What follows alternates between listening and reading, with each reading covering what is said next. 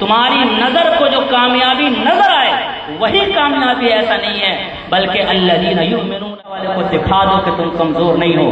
لہذا کعبہ شریف ہے جن کے سامنے جھک کر طلباء عزیز اور جتنے بھی ہمارے تمام لوگ تشریف رکھتے ہیں، تمام لوگوں سے تھوڑی دیر بس آدھا گھنٹہ 7:30 بجے سے یہ پروگرام چلتا ہوا اور 1 بجنے والا ہے، اب آدھا گھنٹہ یہ پروگرام ہے، تو آپ تمام حضرات سے معذرت کے ساتھ سنجیدگی اور متانت کے ساتھ تھوڑی دیر اور تشریف رکھیے انشاءاللہ۔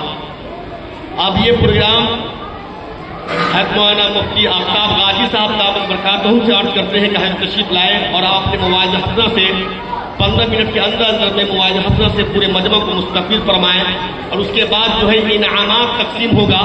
حضرت مولانا سعید صاحب دامت برکاتہ قائم مقام صدر مدرس مدرسہ اسلامیہ شکرپور بھروارہ کے دستے مبارک سے بچوں کو انعامات دیے جائیں گے، اور پھر حضرت مولانا سعید صاحب دامت برکاتہ کی ہی دعا پر پروگرام کا اختتام ہوگا انشاءاللہ۔ تو حضرت مولانا مفتی آفتاب غازی صاحب دامت برکاتہ کو تشریف لائیے۔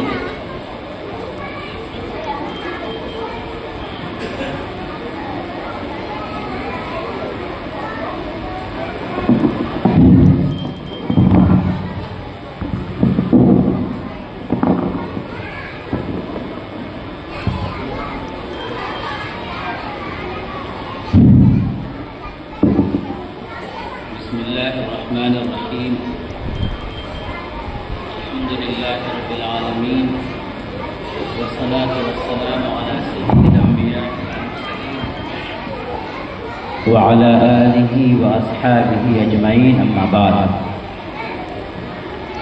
فاعوذ باللہ من الشیطان الرجیم، بسم اللہ الرحمن الرحیم، وتمت کلمۃ ربک الحسنی علی بنی اسرائیل بما صبروا۔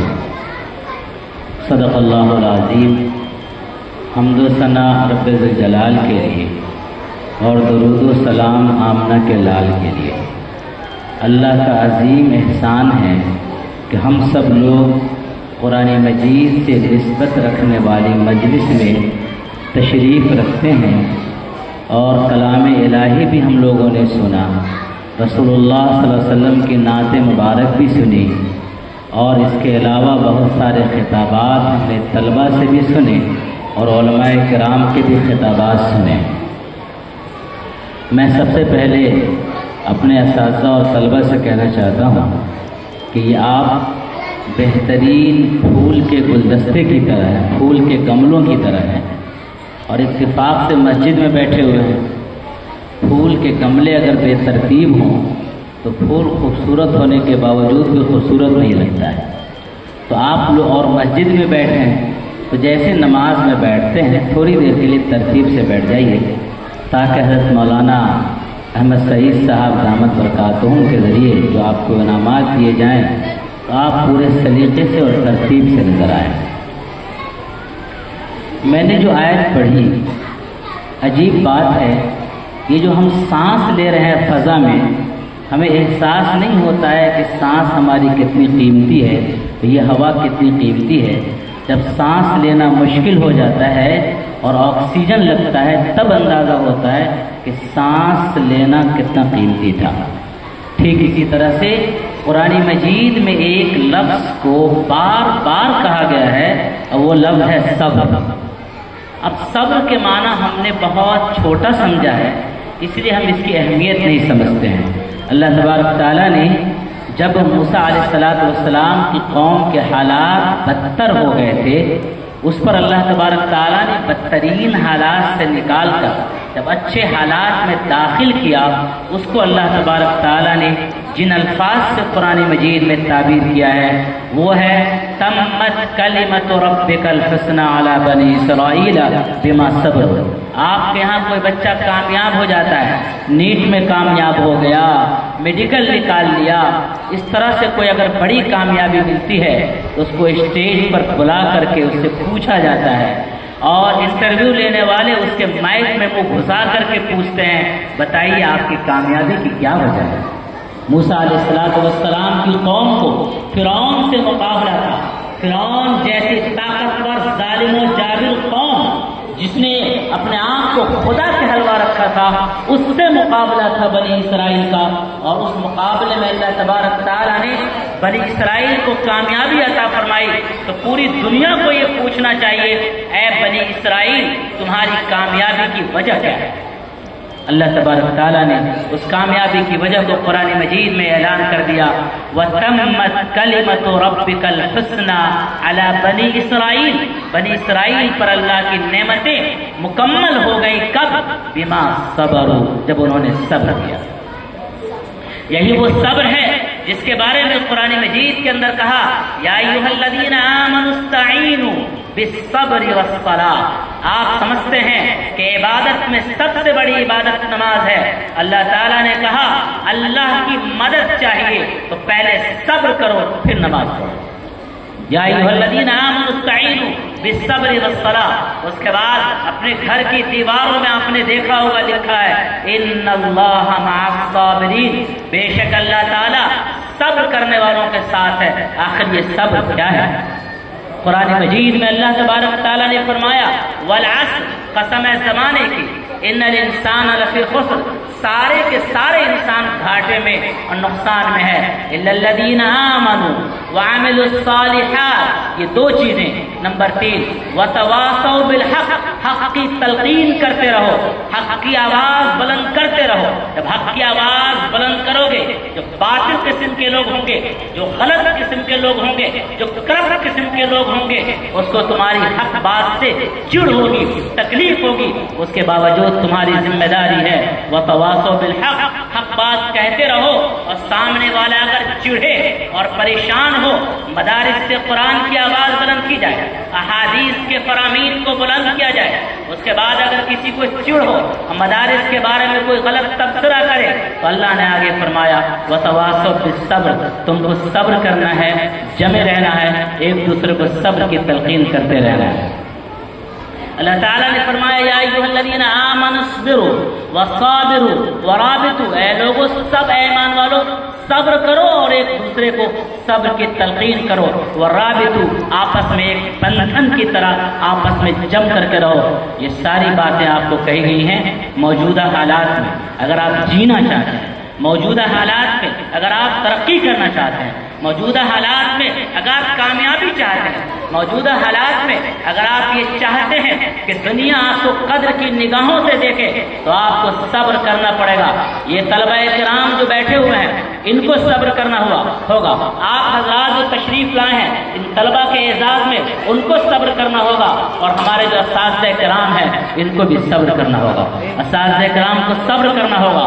کوئی بچہ کم ذہن ہوگا، وہ نہیں پڑھ پا رہا ہوگا، وہ سبق نہیں سنا پا رہا ہوگا، پھر بھی صبر کیجیے، اس لیے کہ دنیا کی تاریخ نے یہ لکھا ہے کہ کتنے کم ذہن کے لوگ تھے جنہوں نے دنیا میں بڑا انقلاب پیدا کیا، اور کتنے ذہین ترین افراد تھے جن کو اساتذہ نے بھی شاید اہمیت دی ہوگی اور اگلی صفوں میں بٹھانا ہوگا، انہوں نے کوئی بڑا انقلاب پیدا نہیں کیا، اس لیے کہ ان کے اندر تکبر آ گیا، ان کے لیے گھمنڈ آ گیا، ان کو دنیا کے دوسرے آپشن مل گئے، ان آپشنوں میں چلے گئے وہ، اور انہوں نے اس لائن کو چھوڑ دیا۔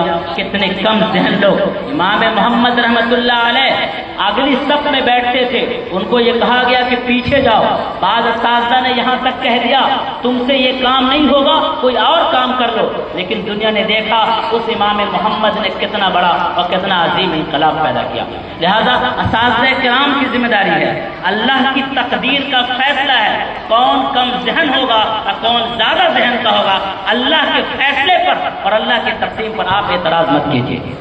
اگر مولانا قاری امتیاز صاحب نے کسی کو یہاں بیٹھالا اور کسی کو وہاں بیٹھالا تو آپ قاری امتیاز صاحب پر اعتراض نہیں کیجیے، یہ جانتے ہیں کن کو یہاں بیٹھانا ہے اور کن کو کہاں پر بیٹھانا ہے عزت کے ساتھ۔ ہمارا اللہ ان سے بہت زیادہ جانتا ہے کس کو ذہن دینا ہے، کس کو زیادہ ذہن دینا ہے، کس کو کم ذہن دینا ہے، یہ اللہ کی تقسیم، اللہ کا فیصلہ ہے۔ اگر اساتذہ کرام اچھے ذہن والے بچے کو اہمیت دیتے ہیں اور کم ذہن والے بچے کو کمزور، کمتر बुद्धू का लफ्ज़ कह करके अगर उसको मुखातब करके उसको एहसास कमतरी में मुब्तला करते हैं तो उम्मत के इतने कीमती सरमाया को ज़ाय कर रहे हैं। आप सब्र कीजिए, आप बर्दाश्त कीजिए, बड़ा इनकलाब होगा।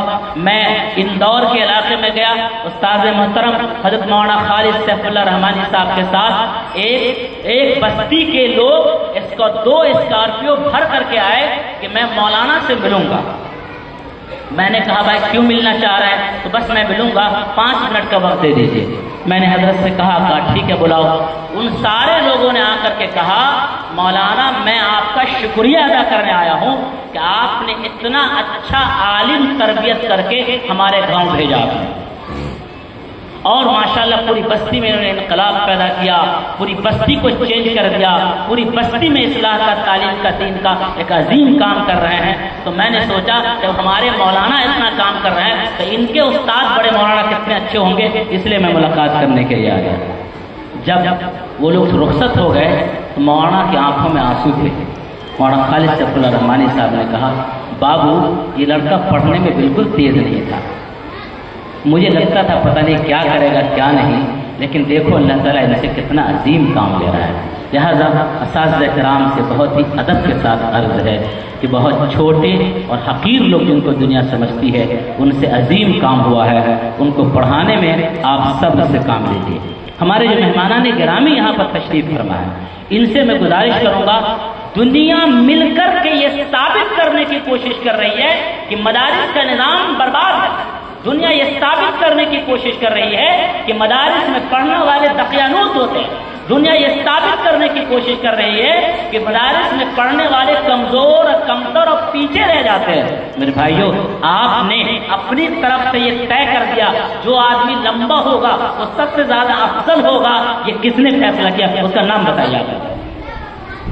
ये किसने फैसला किया कि जिस तालीम में पैसे होंगे वो तालीम अच्छी होगी? उसका नाम बताइए। पूरी दुनिया की सबसे अच्छी किताब अगर कुरान मजीद है तो कुरान मजीद की तालीम दुनिया की सबसे अच्छी तालीम है। अब पूरी दुनिया में सबसे बेहतर निज़ाम अगर निज़ाम मुस्तफ़ा है तो निज़ाम मुस्तफ़ा को पढ़ाने वाले, पढ़ने वाले, समझने वाले और समझाने वाले पूरी कायनात में सबसे बेहतर होंगे। न कि वो लोग बेहतर होंगे जिनके जेब में कड़कड़ाती हुई नोट और खनखनाते हुए सिक्के हों, वो बेहतर हों। ये फैसला आपका है, अल्लाह का फैसला नहीं है। अगर 2 बच्चे किसी बात पे लड़ रहे हो कि ये करना बेहतर है, दूसरा कह रहा हो ये करना बेहतर हो, अगर उस्ताद आकर के कह रहे हैं कि नहीं भाई ये बेहतर है तो वही बेहतर होगा। कोई कहता है दौलत बेहतर, कोई कहता है इज्जत बेहतर, कोई कहता है शोहरत बेहतर।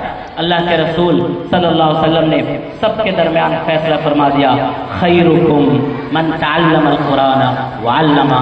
तुम में बेहतर वो है जो कुरान सीखे और कुरान सीखे। रसूल ने जिसको बेहतर कह दिया हो दुनिया उसको बदतर कहे, उसकी मर्जी है। वो बेहतर था, बेहतर है और बेहतर रहेगा। लिहाजा आपको सब्र करना है, दुनिया जो कुछ कहे उस पर सब्र करना।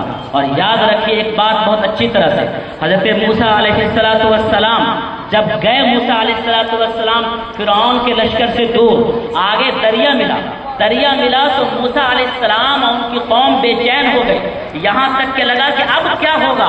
तो अल्लाह तबारक तआला ने उस वक्त कुरान मजीद की आयत नाज़िल फरमाई ला तहज़न इन्न मई रब्बी सयहदीन। सब्र करो, मेरे साथ मेरा रब है जो अनकरीब रास्ता दिखाएगा। अल्लाह को मालूम था आगे दरिया आने वाला है।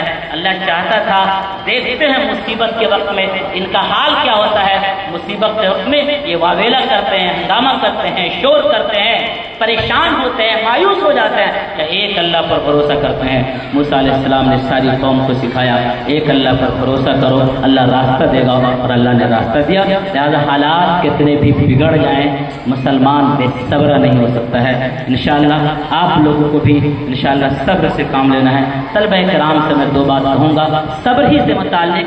आप सब्र कीजिए। आज काजी अखलाक साहब ने माशाअल्लाह इतनी अच्छी गुफ्तगू आपके सामने की। हज़रत मौलाना अहमद सईद साहब दामत बरकातुहू उनके हाथों से आपको इनाम बांटा जाएगा। एक दिन आपकी भी बारी आएगी भाई, लेकिन वक्त से पहले अगर आप चाहेंगे कि आपको शोहरत मिल जाए तो आप नाकामी के रास्ते पर चल रहे हैं। मैं बड़े दर्द के साथ ये बात कहना चाह रहा हूँ। वक्त से पहले हमारे तलबा के अंदर, ये पढ़ने वाले छोटे छोटे बच्चों के अंदर वक्त से पहले शोहरत की भूख आ गई। اور اس چیز نے بچوں کو برباد کر کے رکھا ہے، اور اس کے ذمہ دار ہم لوگ اور آپ لوگ۔ علماء کرام بہترین عالم آ جائے، بہترین تقریر کر رہے ہیں، سارے لوگ کو ادھر گھوم رہا ہے کوئی ادھر گھوم رہا ہے، ایک نعت خواں آ جائے سارے موبائل آن ہو جائیں گے، ساری بستی اکٹھا ہو جائے گی، اس نعت خواں کو پر 50,000 60,000 روپیہ خرچ کرنا گوارا ہے، لیکن علماء پر اگر خرچ کرنا گوارا نہیں ہے تو ظاہر سی بات ہے یہ طلبہ دیکھیں گے عزت کہاں ہے۔ اور آپ کے طلبہ نعت خواں بننا چاہیں گے، اور آپ کے طلبہ معاف کی جگہ سے گانے والے بننا چاہیں گے، سنجیدہ کام، وہ کام جس کے ذریعے دنیا میں انقلاب پیدا ہوا ہے، وہ کام نہیں کرنا چاہیں گے۔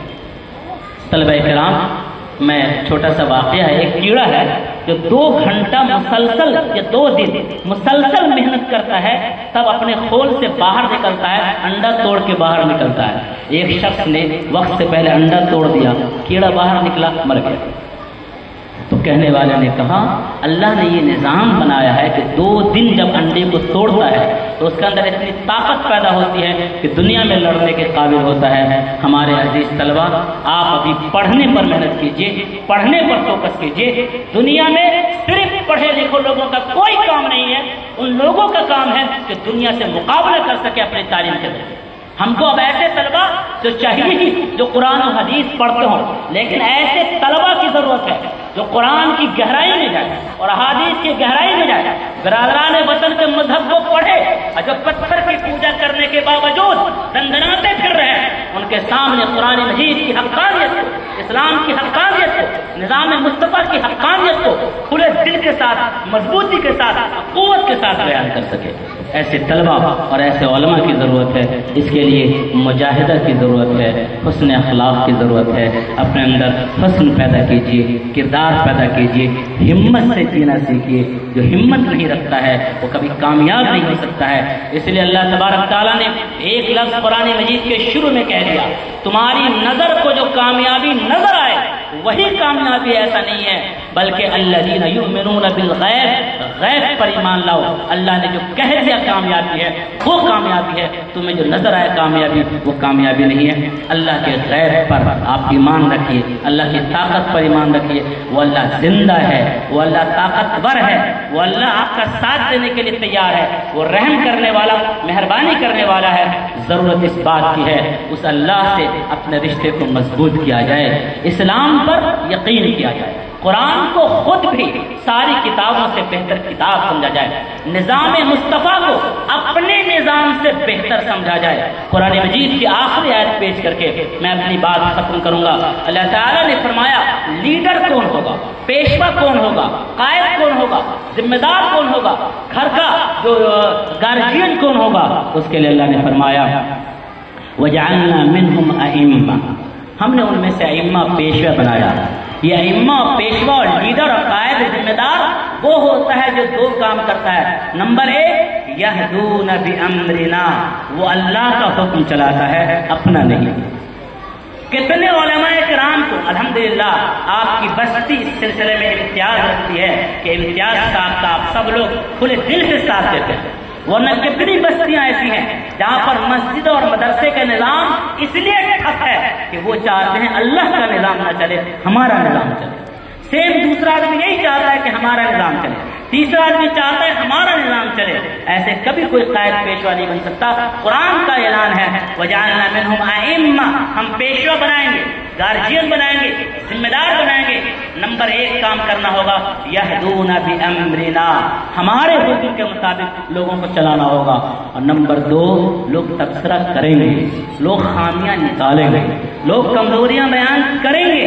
کچھ لوگوں کی صفت مکھی جیسی ہوتی ہے، مسجد کا پورا فرش صاف ہو، کہیں پر مکھی نہیں بیٹھے گی، ایک جگہ گندگی لگی ہو وہیں پر جا کر کے بیٹھے گی۔ کچھ لوگ مکھی صفت انسان ہوتے ہیں، ایک انسان اگر 100 کام کرتا ہے، ایک کام میں تو کمی اور خامی اور کمزوری اور غلطی ہوگی، اسی کو لے کر کے پکڑ بیٹھتے ہیں۔ تو ایسا نہیں کرنا ہے، ایسے لوگوں کی قدر کرنا ہے۔ اور اگر کوئی ایسا تبصرہ کرے تو اللہ نے اگلا جملہ کہا تم اگر قائد بننا چاہتے ہو لما صبروا، صبر کرنا ہوگا، ثابت قدم رہنا ہوگا، جم جانا ہوگا۔